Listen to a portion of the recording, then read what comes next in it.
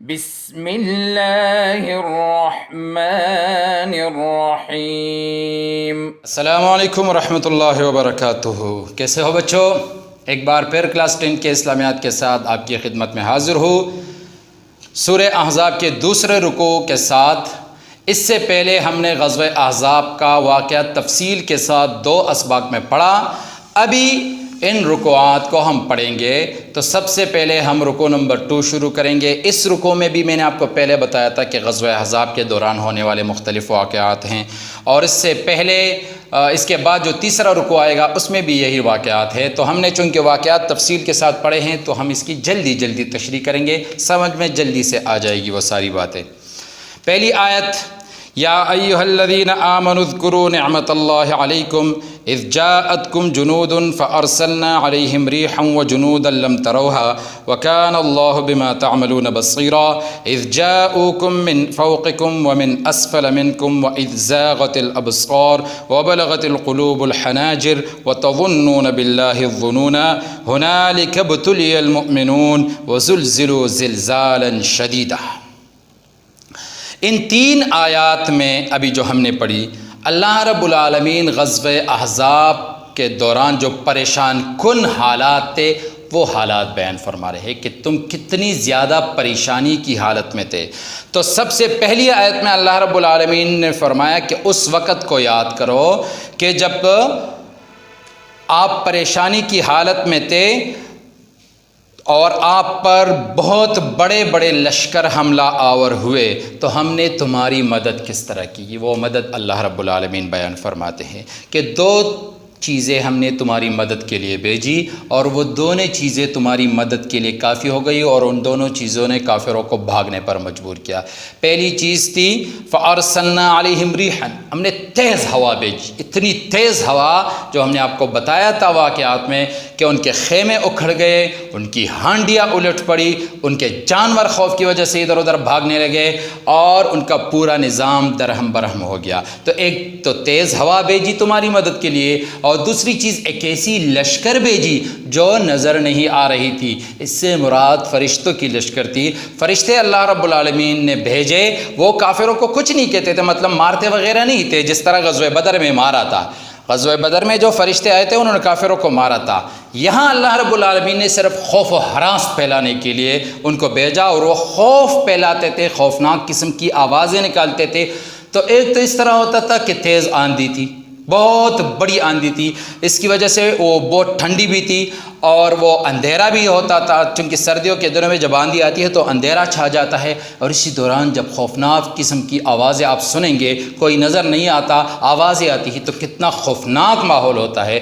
تو اللہ رب العالمین نے فرمایا کہ ہم نے یہ دوسری چیز یہ بھیجی، فرشتوں کی ایک نظر نہ آنے والی لشکر، اور ان دونوں چیزوں نے کافروں کو بھاگنے پر مجبور کیا، اور پھر وہ بھاگ گئے۔ تو یہ پہلی آیت کی تشریح ہے۔ اب پہلی آیت کا ترجمہ سنو۔ یا ایھا الذین آمنوا، اے ایمان والو، اذکروا یاد کرو نعمت اللہ، اللہ کی نعمت کو، علیکم جو تم پر ہوئی، اذ جاءتکم جب آئے تمہارے اوپر، جنودن فوجے، فارسلنا تو بھیجا ہم نے، علیہم ان پر، ریحاً تیز ہوا، و جنودن اور ایسے لشکر، لم تروہا جن کو تم نہیں دیکھ سکتے تھے، مراد فرشتوں کا لشکر، وکان اللہ اور ہے اللہ، بما تعملون ان کاموں کو جو تم کرتے ہو، بصیراً دیکھنے والا۔ اذ جاءوکم من فوقکم ومن اسفل منکم واذ زاغت الابصار وبلغت القلوب الحناجر وتظنون باللہ الظنونا۔ ان 2 آیتوں نے، آیت نمبر 2 اور آیت نمبر 3 میں اللہ تعالیٰ اس پریشان کن حالات کو بیان فرما رہے کہ کس طرح پریشانی تھی۔ ایک تو یہ کہ دشمن تم پر، تمہارے اوپر کی طرف سے بھی چھڑ آیا، اور تمہارے نیچے کی طرف سے، اوپر نیچے دونوں طرف سے تم پر دشمن چھڑ آئے، تم ان کے بیچ میں پھنس گئے۔ اوپر والے دشمن سے مراد جو اندر مدینہ منورہ کے اندر کا دشمن تھا، بنو قریظہ والے، انہوں نے غداری کی، اور نیچے سے مراد جو باہر سے 12 سے 15 ہزار کے لگ بھگ لشکر آیا تھا۔ تو اللہ تعالیٰ فرماتے ہیں کہ ایک تو یہ پریشانی تھی کہ فوجیں تم پر اوپر نیچے کی طرف سے آ گئی، وَإِذْ زَاغَتِ الْأَبْصَارُ جب آنکھیں پھٹی کے پھٹی رہ گئی۔ یہ جو بہت زیادہ خوفناک یا حیرتناک منظر دیکھتا ہے بندہ تو پہلی مرتبہ دیکھتے ہوئے آنکھیں پھٹی رہ جاتی ہے۔ تو مطلب جب تم نے احزاب کے لشکر کو دیکھا، وہ ایک آندھی تھی جو آ رہی تھی، تو تمہاری آنکھیں کھلی کی کھلی رہ گئی۔ وَبَلَغَتِ الْقُلُوبُ الْحَنَاجِرَ، اور دل گلوں تک پہنچ گئے۔ یہ عرب میں ایک محاورہ ہوتا ہے، جس طرح لوگ یہاں کہتے ہیں کہ کلیجہ منہ کو آنے لگا، مطلب یہ نہیں ہوتا کہ کلیجہ اٹھ کر اس کے منہ تک آ گیا، وہ درد کو بیان کرتے ہیں کہ اتنا درد ہو گیا۔ تو عرب میں جب لوگ کسی ٹینشن کو، کی سختی کو اور شدت کو بیان کرتے تھے تو وہ کہتے تھے کہ دل گلوں تک پہنچ گئے، اتنی پریشانی تھی۔ تو اللہ تعالیٰ فرماتے تمہارے دل گلوں تک پہنچ گئے تھے۔ وَتَظُنُّونَ بِاللَّهِ ظُنُونَا، تم اللہ کے متعلق طرح طرح کے گمان کر رہے تھے، مدد تو آئے گی اللہ کی، کیسے آئے گی؟ اتنے بڑے لشکر کو ہم کس طرح شکست دیں گے؟ اس طرح اللہ تعالیٰ فرماتے کہ یہ ایک ایسا موقع تھا کہ جب مومنوں کو آزمایا گیا اور ان کو سخت طرح سے ہلایا گیا، وہ ہل گئے، اتنی بڑی پریشانی آئی تھی ان پر۔ تو یہ چند پریشان کن حالات ان دو آیت میں اللہ تعالیٰ بیان فرماتے ہیں کہ تمہاری یہ حالت تھی غزوہ احزاب کے دوران کہ آنکھیں تمہاری کھلی کے کھلی رہ گئی، تمہارے دل گلوں تک پہنچ گئے، تم طرح طرح کے گمان کرنے لگے اور تم سخت طرح سے ہلائے گئے۔ اذ جاءکم، جب وہ آئے تمہارے اوپر، من فوقکم، تمہارے اوپر کی طرف سے، ومن اسفل منکم، اور تمہارے نیچے کی طرف سے، وَإِذْ زَاغَتِ الْأَبْصَارُ، اور جب آنکھیں کھلی کے کھلی رہ گئی، وَبَلَغَتْ، اور پہنچ گئے، الْقُلُوبُ، دل، الْحَنَاجِرَ، گلوں تک، وَتَظُنُّونَ بِاللَّهِ، اور تم گمان کرنے لگے اللہ کے متعلق، الظُّنُونَ، طرح طرح کے گمان۔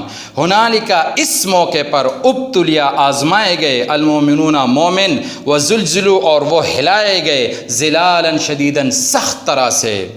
وَإِذْ يَقُولُ الْمُنَافِقُونَ وَالَّذِينَ فِي قُلُوبِهِم مَّرَضٌ مَّا وَعَدَنَا اللَّهُ وَرَسُولُهُ إِلَّا غُرُورًا۔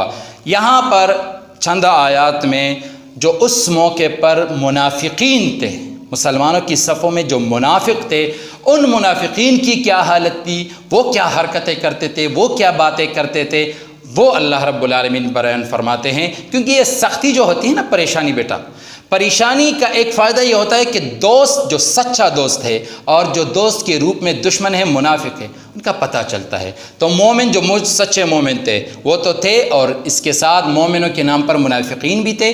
جب پریشانی بڑھ گئی تو منافقین کی منافقت کھل گئی، وہ مختلف قسم کی باتیں کر رہے تھے۔ یہ جو پہلی آیت ہے اس رکوع کی، جو چوتھی آیت، وَإِذْ يَقُولُ الْمُنَافِقُونَ، یہاں منافقین کی ایک حرکت اور ایک جملہ اللہ رب العالمین بیان فرما رہے ہیں کہ منافقین جب پریشانی بڑھ گئی تو کہنے لگے کہ ہمارے ساتھ جو وعدے کیے گئے تھے نا، وہ سارے وعدے جھوٹے تھے، فراڈ تھا۔ پہلے ہم نے آپ کو بتایا تھا کہ جب آپ صلی اللہ علیہ وسلم نے وہ پتھر مارا، اس سے دو روشنیاں نکل آئی، تو آپ صلی اللہ علیہ وسلم نے فرمایا کہ اس میں مجھے رومیوں کے سرخ محلات، یمن کسرا کے محلات دکھائے گئے، میرے ساتھ وعدہ کیا کہ یہ سارے آپ کی امت فتح کرے گی۔ تو منافقین نے اس موقع پر جب پریشانی بڑھ گئی تو کہنے لگا کہ یہ کیا وعدے ہیں، اپنی حالت کو دیکھو اور ان وعدوں کو دیکھو، سارے جھوٹے وعدے کر رہے ہیں اور ان جھوٹے وعدوں کے ذریعے ہمیں دھوکے میں مبتلا کر رہے ہیں۔ تو یہ منافقین کی حالت تھی۔ اس کے برعکس مسلمانوں کی حالت کیا تھی، وہ میں نے آپ کو بتایا تھا کہ 100% انہوں نے یقین کیا، اللہ کا وعدہ ہے، اس کے رسول کا وعدہ ہے، سچا ہے، لیکن منافقین نے کیا کہا کہ جھوٹے وعدے ہیں۔ وَإِذْ يَقُولُ، اور جب کہنے لگے، المنافقون، منافق لوگ، والذین، اور وہ لوگ، فی قلوبہم مرض، جن کے دلوں میں بیماری ہے، کیا کہنے لگے، ما وعدنا اللہ ورسولہ، ما وعدنا اللہ، وعدہ نہیں کیا ہمارے ساتھ اللہ نے، ورسولہ، اور اس کے رسول نے، الا غرورا، مگر دھوکا، سارے وعدے دھوکا تھا اور جھوٹ تھا۔